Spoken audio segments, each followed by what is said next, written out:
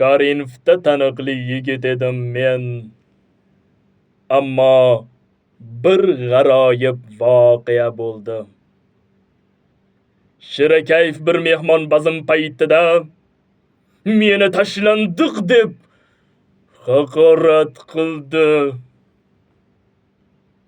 Nomusdan yer bilan yakson bo'ldim-u, g'azabimni bosdim.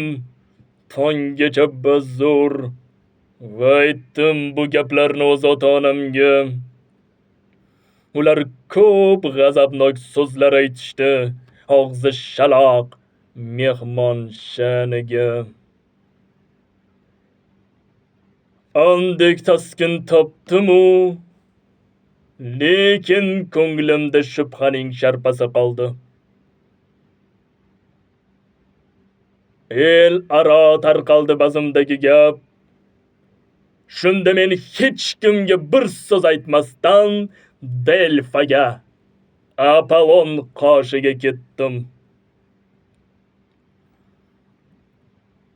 Ravo ko'rmadi-yu Tangri javobin, ammo mening sho'rlik yolg'iz boshimga ming bir balo kulfatlarni bashorat qildi.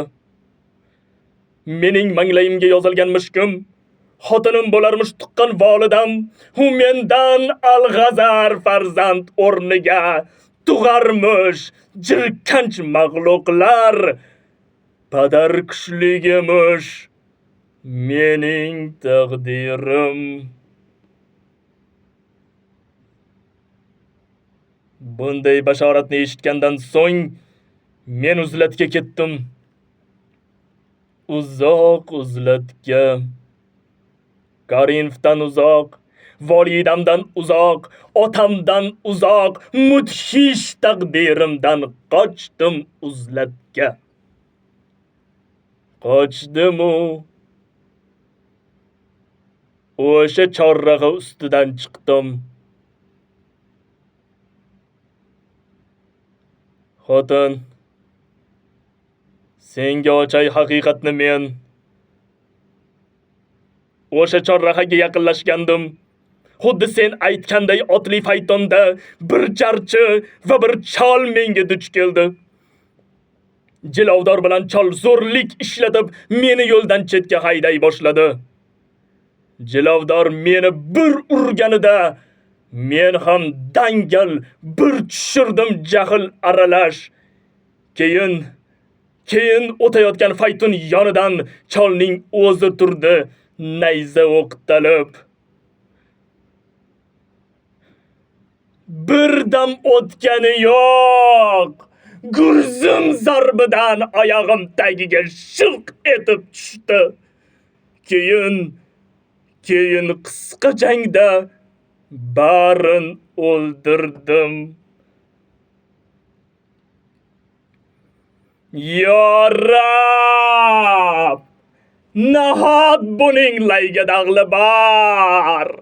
Unda nega meni chaqmoq yondirmaydi? Nega qora tuproq qa'riga yutmas?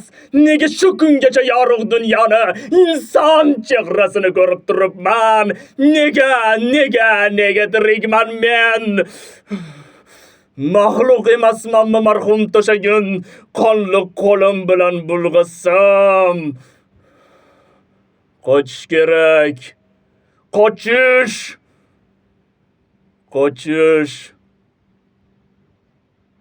Qayoqqa?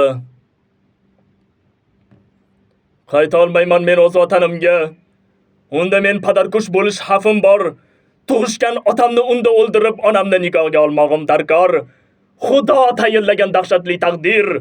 Sho'r peshonamdan o'zim qo'rqaman. Do'zax azobidan qo'rqaman.